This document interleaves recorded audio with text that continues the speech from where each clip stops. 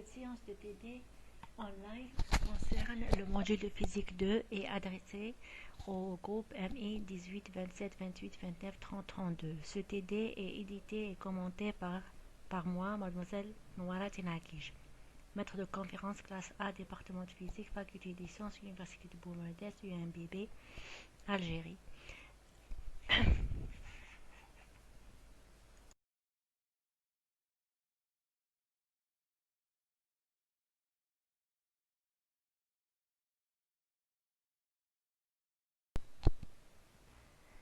Dans cette séance de TD de la série 1 sur l'électrostatique, on va traiter des exercices sur l'électrostatique. La série 1 comprend 8 exercices. Le premier est facultatif, on le fera si on aura le temps, donc on commence directement par l'exercice 2. Dans cet exercice, il s'agit de calculer la force d'attraction coulombienne entre le proton et l'électron formant l'atome d'hydrogène et la comparer à la force gravitationnelle. Sur la figure 1, on représente les forces coulombiennes F électrique et moins F électrique qui agissent selon la même direction et en même module, mais de sens opposés du moment où il s'agit d'une attraction coulombienne entre l'électron et le proton dont les charges sont de signe contraire. Je rappelle que la répulsion a lieu lorsque deux charges sont de même signe, c'est-à-dire lorsque les deux charges sont positives ou les deux charges sont négatives. Les forces gravitationnelles F grave et moins F grave agissent elles aussi selon la même direction et en même module, mais de sens opposé compte tenu du troisième principe de Newton, de l'action et de la réaction.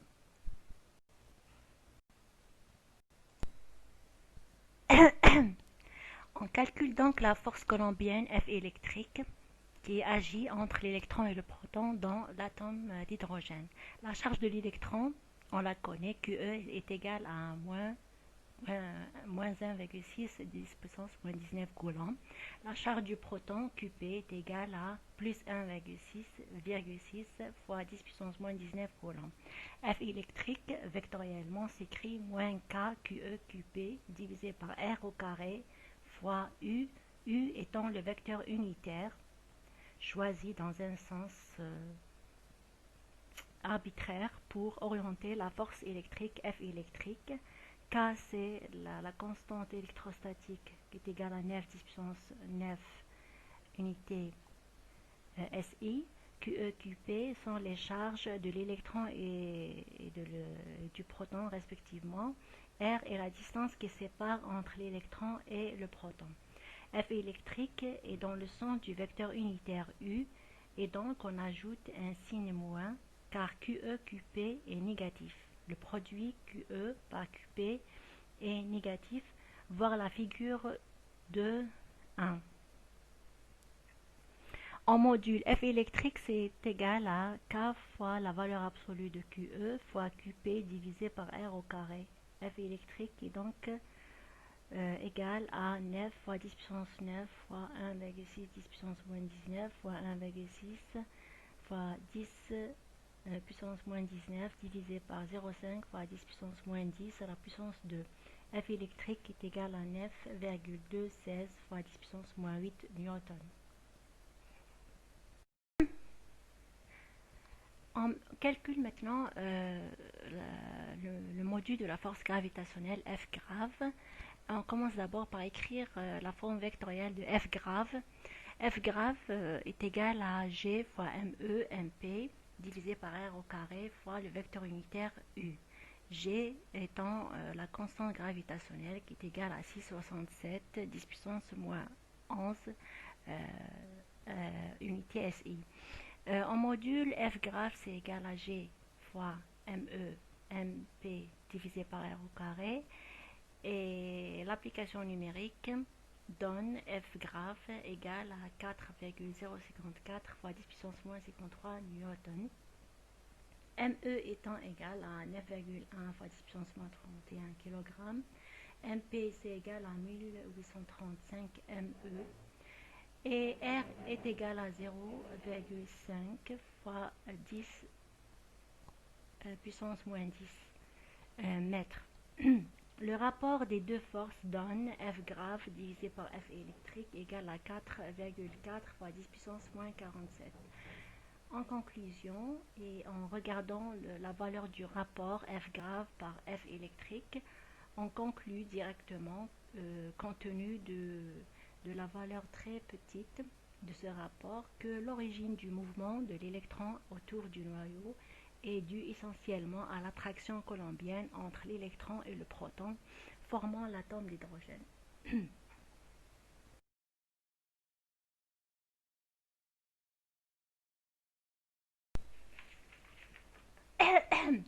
On passe maintenant à l'exercice 3 de la série 1 sur l'électrostatique. Dans cet exercice, on va traiter le transfert de charge qui a lieu lorsqu'on relie entre deux conducteurs.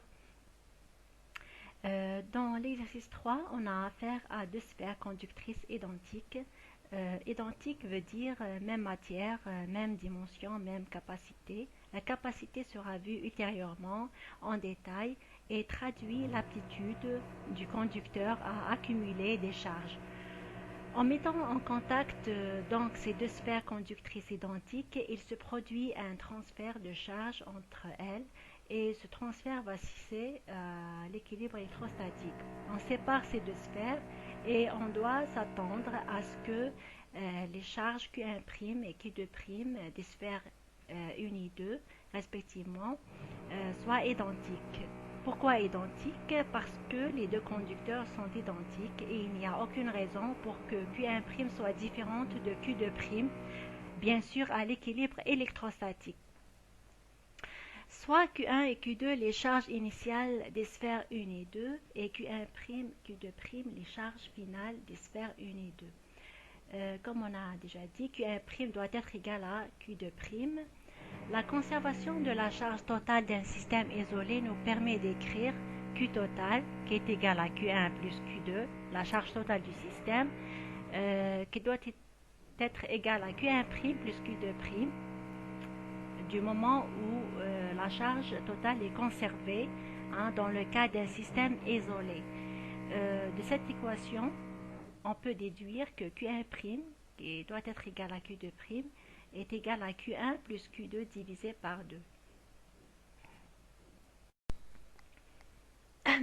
On va maintenant appliquer l'expression qu'on vient de trouver pour Q1' et Q2' sur le premier cas de l'exercice 3. Q1' égale à Q2' égale à Q1 plus Q2 divisé par 2 et l'application numérique donne 2,5 10 puissance moins 8 coulombs pour Q1' et Q2'. Ceci en ce qui concerne les valeurs de Q1' et Q2'. Maintenant, on va s'intéresser à la détermination du sens du transfert de charge qui a lieu entre les deux sphères. On considère le transfert des électrons. Les électrons donc doivent partir de la sphère 2 sur la sphère 1 pour diminuer la charge positive Q1 de la sphère 1 pour réaliser l'équilibre. Donc Q1 doit diminuer parce que Q1 est plus grande que Q2. Q2 c'est égal à 0 coulomb, Q1 c'est égal à 5 fois 10 puissance moins 8 coulomb.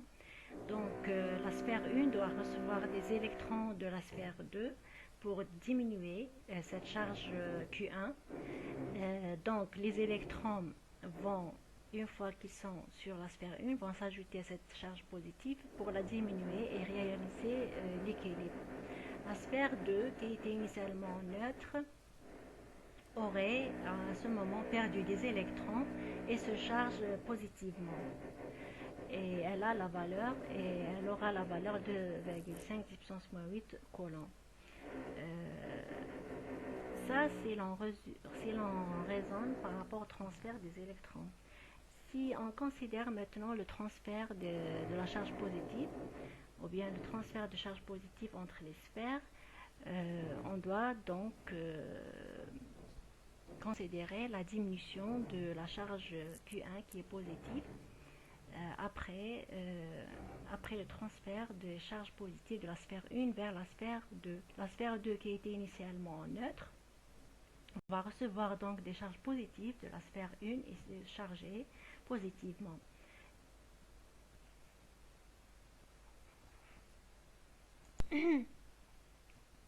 On calcule maintenant le nombre d'électrons transférés NE.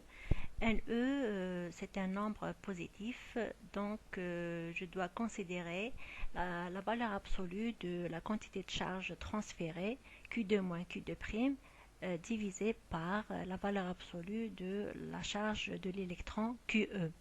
Sinon, je prends la quantité de charge reçue par la sphère 1 qui est égale à Q1 moins Q1' en valeur absolue et je la divise par la valeur absolue de QE. QE, c'est la charge de l'électron, c'est égal à moins 1,6 10 puissance moins 19, c'est la charge élémentaire, c'est la charge d'un électron. Donc après application numérique, on trouve NE égale à 1,56 fois 10 puissance 11 électrons. Approximativement, c'est égal à 2 fois 10 puissance 11 électrons. La sphère 2, donc lâche ou bien cède 2 fois 10 puissance 11 électrons à la sphère 1 pour réaliser cet équilibre électrostatique.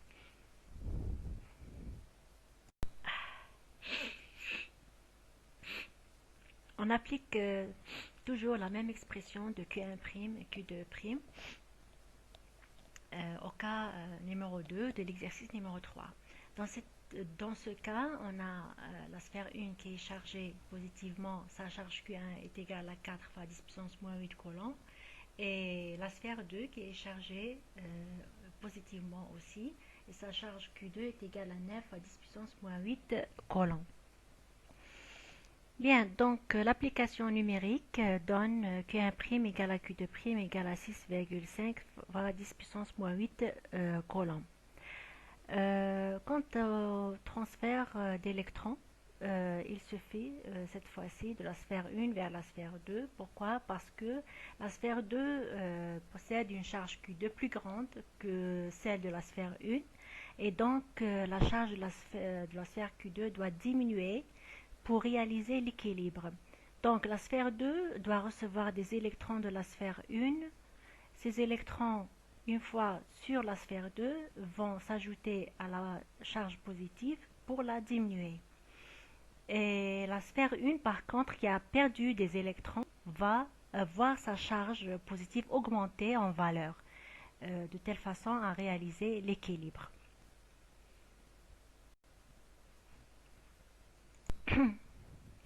On calcule maintenant le nombre d'électrons transférés de la sphère 1 vers la sphère 2 du moment où le transfert d'électrons a lieu de la sphère 1 vers la sphère 2 cette fois-ci.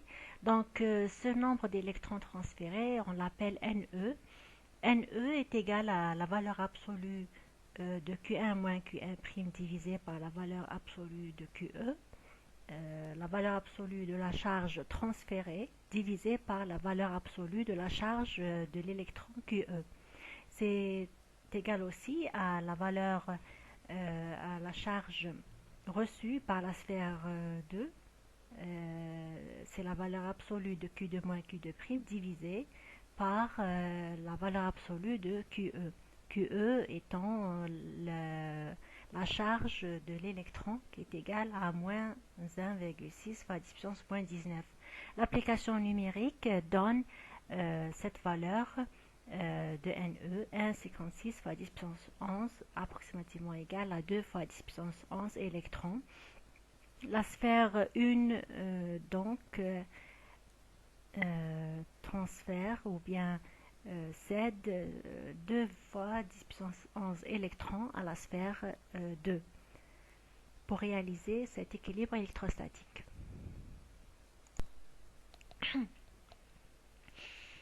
Dans le troisième cas de cet exercice, on a la sphère 1 qui est chargée positivement. Sa charge Q1 est égale à 2 fois 10 puissance moins 8 coulombs. Et la sphère 2 chargée négativement et sa charge Q2 est égale à moins 7 fois 10 puissance moins 8 coulombs. On applique toujours la même expression pour trouver les valeurs de Q1' et Q2'. Q1' égale à Q2' égale à Q1 plus Q2 divisé par 2. On trouve la valeur moins 2,5 fois 10 puissance moins 8 coulombs pour Q1' et Q2'. Le transfert d'électrons dans ce cas va se faire de la sphère 2 vers la sphère 1. Pourquoi? Il suffit de remarquer qu'au niveau de la sphère 2, on a une charge négative plus grande en valeur absolue par rapport à la charge positive de Q1. On doit donc s'attendre qu'à l'équilibre, cette charge diminue en valeur absolue. Il faut prévoir que des électrons vont quitter la sphère 2 pour aller sur la sphère 1 pour que la valeur de Q2 soit plus petite en valeur absolue. Donc la sphère 1 va recevoir des électrons et voir sa charge diminuer donc jusqu'à atteindre l'équilibre. Donc à la fin, les deux charges sont négatives et cette charge est égale à moins 2,5 fois 10 puissance moins 8 coulombs. On poursuit avec le calcul du nombre d'électrons transférés qu'on appelle NE. NE, c'est égal à la valeur absolue de Q1 moins Q1' divisé par la valeur absolue de QE, ou bien à la valeur absolue de Q2 moins Q2' divisé par la valeur absolue de QE. On a vu que des électrons doivent quitter la sphère 2 pour aller sur la sphère 1. Donc la quantité de charge transférée, c'est la valeur absolue de Q2 moins Q2', et la valeur de la charge reçue par la sphère 1 est égale à la valeur absolue de Q1 moins Q1'. Bien, donc pour évaluer NE, on choisit l'une des expressions. NE, c'est égal soit à la valeur absolue de Q1 moins Q1' divisé par la valeur absolue de QE, soit à la valeur absolue de Q2 moins Q2' divisé par la valeur absolue de QE. L'application numérique donne pour NE 2,8 10 puissance 11 qui est égal approximativement à 3 fois 10 puissance 11 électrons. Donc c'est ça le nombre d'électrons que la sphère 2 doit céder à la sphère 1 pour réaliser cet équilibre électrostatique.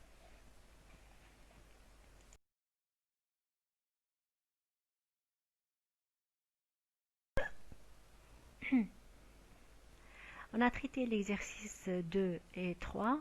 On passe maintenant à l'exercice 5, l'exercice 4 étant supplémentaire. Dans l'exercice 5, on a trois charges, Q1, Q3, Q2, qui occupent des positions sur un axe orienté par un vecteur unitaire U, comme vous voyez sur la figure 5.1. Bien, ces charges sont toutes de même signe du moment où Q1 est égal à Q, à une valeur Q donnée. Q2 est égal à Q sur 9, Q3 c'est égal à Q. Q1, Q2, Q3 sont toutes en fonction d'une valeur donnée Q. Bien, donc on conclut dès le départ que Q1, Q2, Q3 sont trois charges de même signe. Du moment où ces charges sont de même signe, on doit donc s'attendre à une interaction répulsive, une interaction coulombienne répulsive, c'est-à-dire il y a répulsion entre ces charges. Bien, je rappelle que U, c'est un vecteur unitaire, le vecteur qui est en blanc sur la figure, qui sert à orienter l'axe en bleu et oriente donc les forces coulombiennes sur cet axe.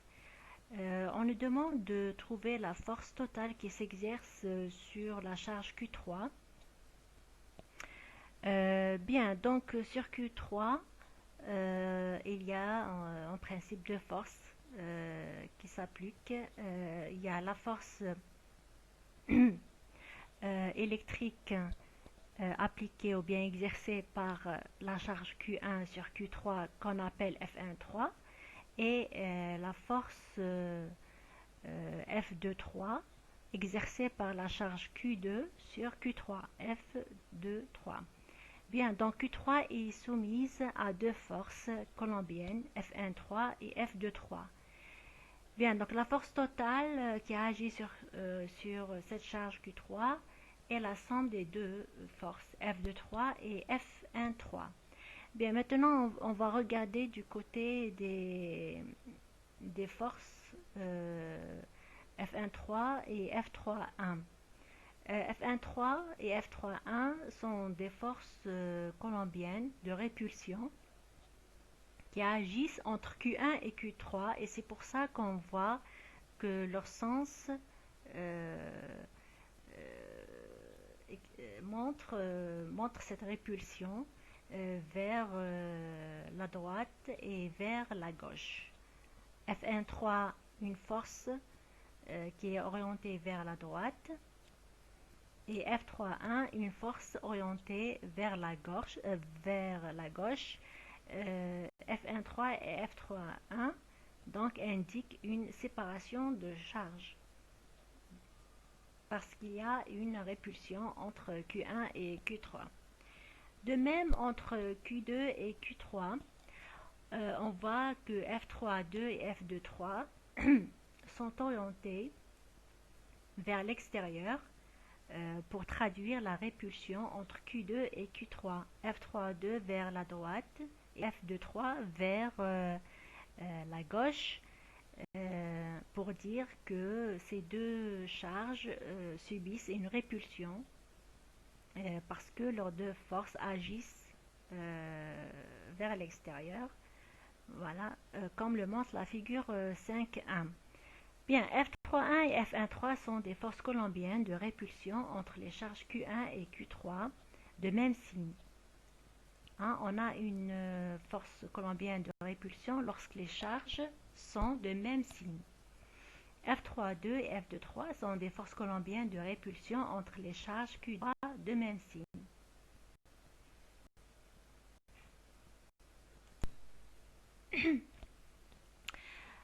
Après avoir expliqué l'orientation des forces de répulsion qui s'exercent sur la charge Q3 et qui sont représentées sur la figure 5.1, on va maintenant évaluer cette force F totale qui agit sur la charge Q3.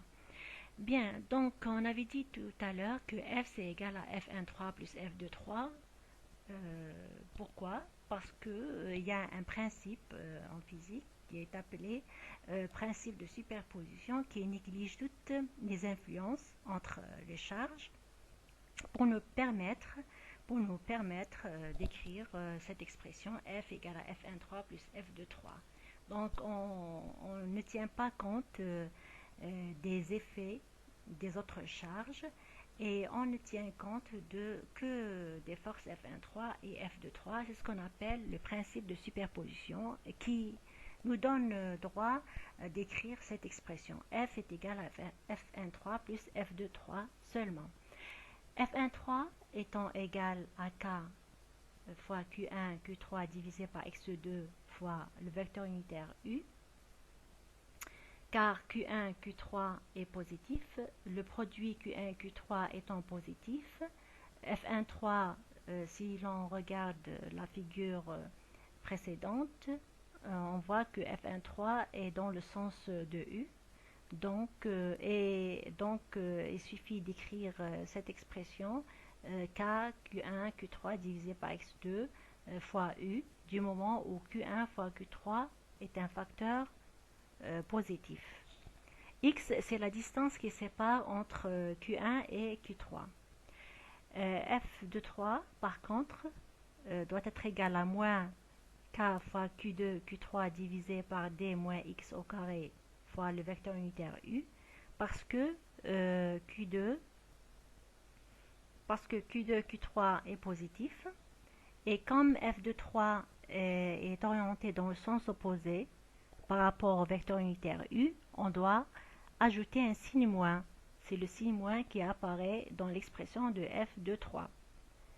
Je rappelle qu'il faut toujours regarder le signe des produits de charge, comme ici, Q2 et Q3 est positif parce que Q2 et Q3 sont de même signe. Donc, on doit ajouter le signe moins pour traduire que f de 3 est dans le sens contraire par rapport au sens du vecteur unitaire U.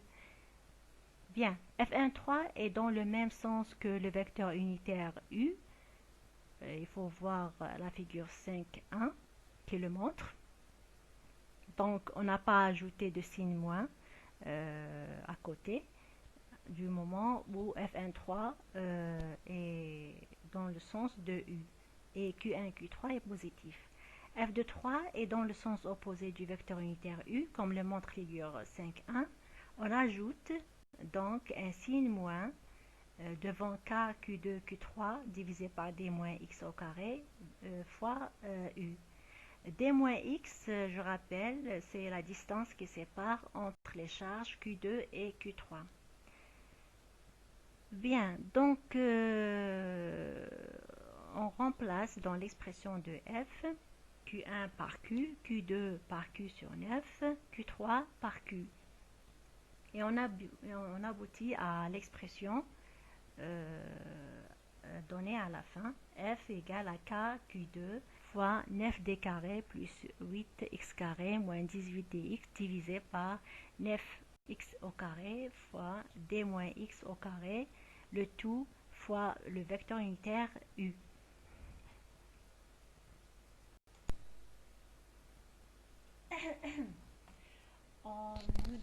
On nous demande après de calculer la position d'équilibre x0 de la charge Q3. On sait qu'à l'équilibre, les forces extérieures doivent être égales à 0, la somme des forces extérieures égale à 0, en vertu de la loi de la dynamique, la somme des forces égale à ma, et c'est égal à 0 à l'équilibre. F est égal à F1,3 plus F de 3 égale à 0, à l'équilibre bien sûr. Donc on reprend l'expression de F qu'on a obtenue tout à l'heure et on la met égale à 0. On conclut que dans ce cas, 8x0 carré moins 18dx0 plus 9d carré, le numérateur doit être égal à 0. On calcule ou bien on résout cette équation du second degré et trouver le discriminant delta qui est égal à 18d au carré moins 4 fois 8 fois 9 d carré. Delta c'est égal à 36d carré. C'est un delta positif, c'est un discriminant positif, donc il y a deux solutions distinctes. X0 c'est égal à 18d plus ou moins racine delta divisé par 2 fois 8. X0 c'est égal à 18 plus ou moins 6 fois d divisé par 16. On trouve deux solutions. X01 égale à 1,5d. On remarque que cette solution donne une valeur de la position x0 de l'équilibre qui est très grande devant d, ce qui est illogique. Donc cette solution est rejetée. Par contre, la deuxième solution x02 qui est égale à 0,75d, elle est admise. Donc on accepte cette deuxième solution et de ce fait, la position d'équilibre de la charge Q3 est égale à 0,75d.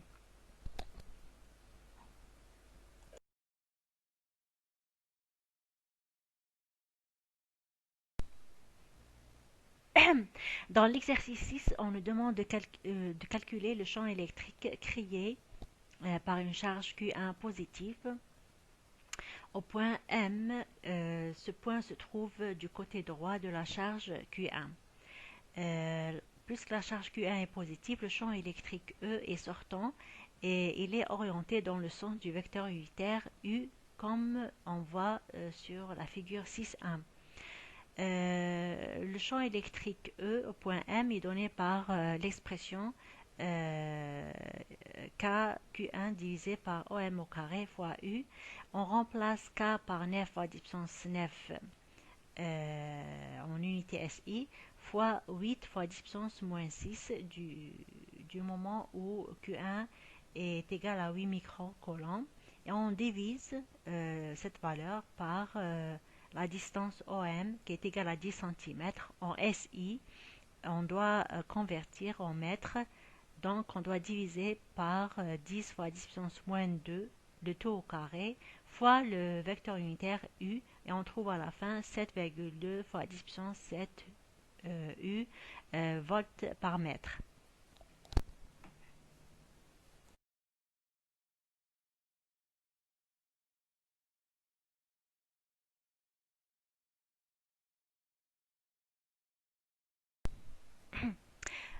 Dans l'exercice 8, on a quatre charges QA, QB, QC, QD qui sont placées au sommet d'un carré de côté 2A et de centre O.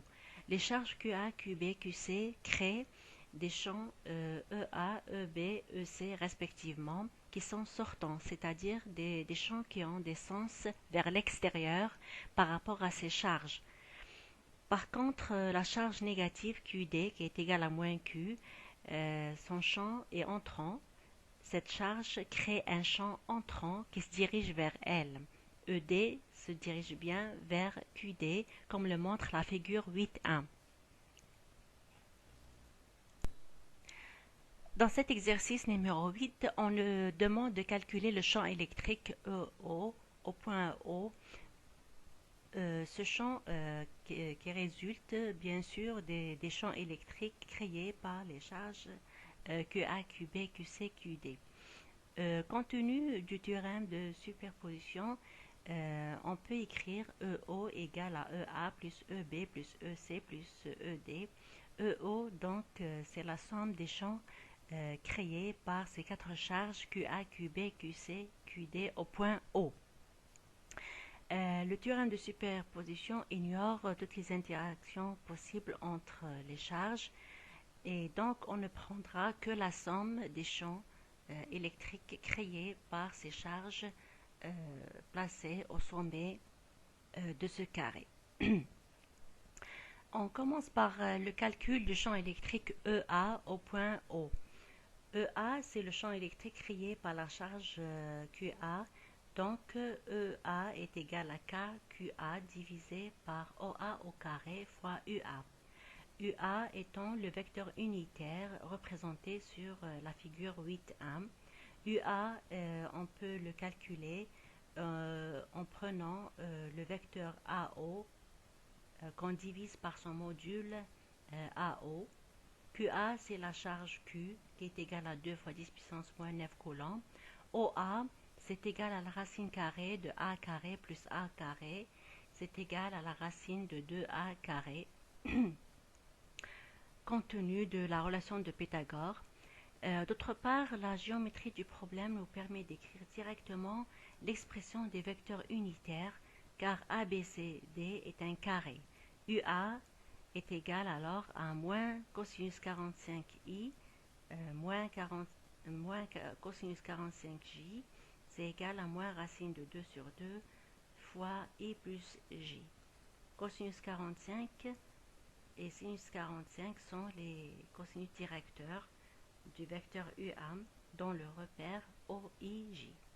EA est alors égal à KQA sur OA au carré fois UA, et c'est égal à KQ divisé par 2A carré fois moins la racine de 2 divisé par 2 fois I plus J. On trouve l'expression de EA qui est égale à moins racine de 2 KQ divisé par 4A carré fois I plus J.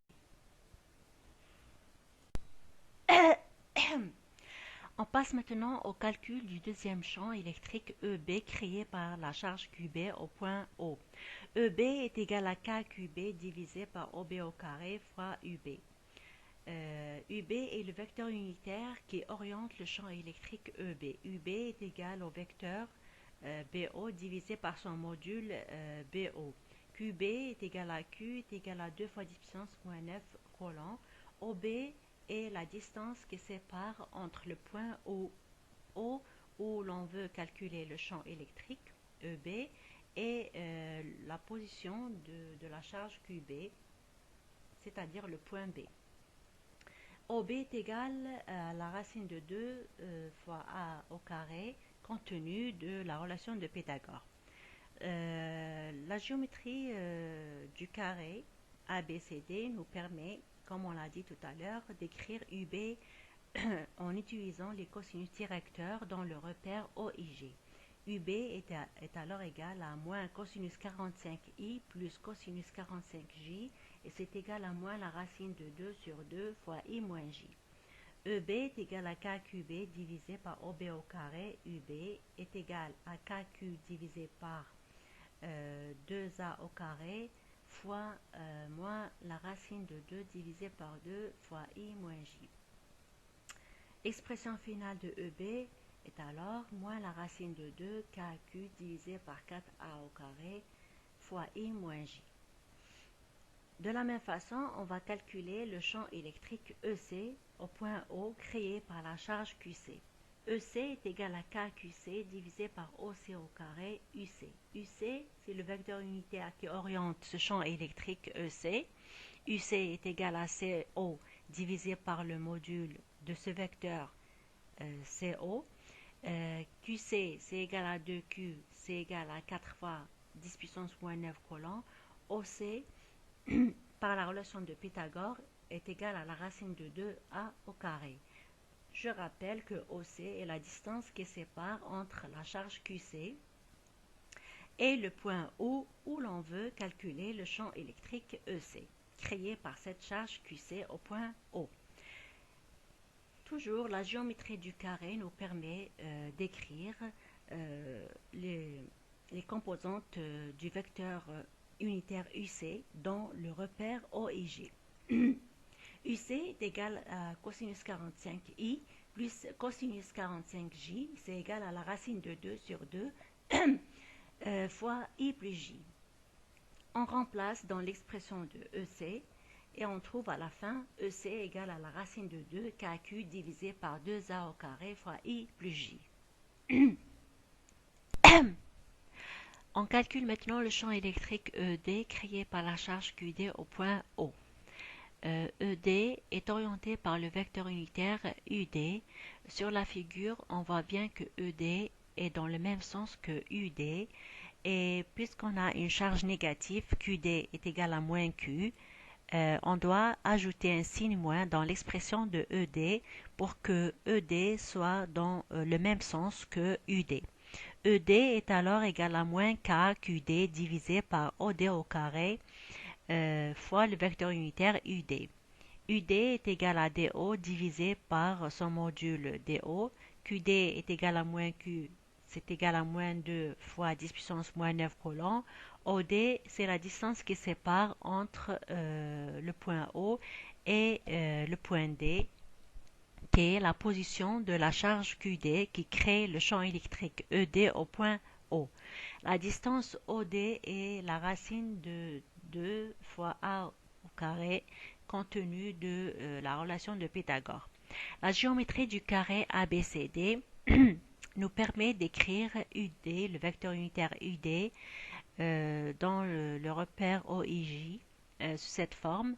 UD est égal moins cosinus 45i plus cosinus 45j. C'est égal à moins la racine de 2 sur 2 fois i moins j. On remplace dans l'expression de ED, on trouve à la fin ED égale à moins la racine de 2KQ divisé par 4A carré fois i moins j. On somme les quatre champs électriques EA, EB, EC, ED selon le théorème de superposition et on arrive à l'expression finale du vecteur OO, le champ électrique créé au point O par les quatre charges. EO est alors égal à moins la racine de 2KQ divisé par 4A au carré fois I moins 3J. On remplace par les valeurs de la charge Q et la valeur de A donnée dans l'exercice et on trouve la valeur finale ou bien l'expression finale du champ électrique EO. C'est égal à moins 6,363 fois 10 puissance 2 fois I moins 3J volts par mètre. On passe maintenant au calcul du potentiel VO. Le potentiel des charges QA, QB, QC, QD au point O. Le théorème de superposition nous permet d'écrire VO sous la forme d'une somme des quatre potentiels des charges QA, QB, QC, QD. VO est égal à KQA divisé par OA plus KQB divisé par OB plus KQC divisé par OC plus KQD divisé par OD. VO est donc la somme des quatre potentiels des charges QA, QB, QC, QD au point O. C'est le théorème de superposition qui nous permet d'écrire ça en négligeant les autres interactions possibles entre les charges. KQA sur OA est le potentiel de la charge QA au point O, OA étant la distance qui sépare entre le point O et la position de la charge QA qui est le point A. KQB sur OB est le potentiel de la charge QB au point O, OB étant la distance qui sépare entre le point O et la position de la charge QB qui est le point B. KQC divisé par OC est le potentiel de la charge QC au point O, OC étant la distance qui sépare entre le point O et la position de la charge QC qui est C. KQD divisé par OD est le potentiel de la charge QD au point O, OD étant la distance qui sépare entre la position O et la position de la charge QD qui est D. OA égale OB égale à OC égale à OD et sont égales à la racine de 2 fois A compte tenu de la relation de Pythagore. Les charges QA, QB, QC, QD sont données dans l'exercice et l'expression finale de VO est égale à moins KQ sur la racine de 2 après avoir substitué dans l'expression de VO QA, QB, QC, QD et OA, OB, OC, OD par leurs expressions. VO, après l'application numérique, se trouve égal à moins 127,28 volts. On passe maintenant à la question 1C où l'on nous demande de calculer la force électrique qui s'exerce sur une charge Q0 placée au point O, ou bien une charge QO placée au point O. On a calculé. On passe à la question 1C où l'on demande le calcul de la force électrique exercée sur la charge QO placée au point O. FO est égal à QO fois EO. EO étant le champ électrique qu'on a déjà calculé, c'est le champ électrique créé par les quatre charges QA, QB, QC, QD au point O.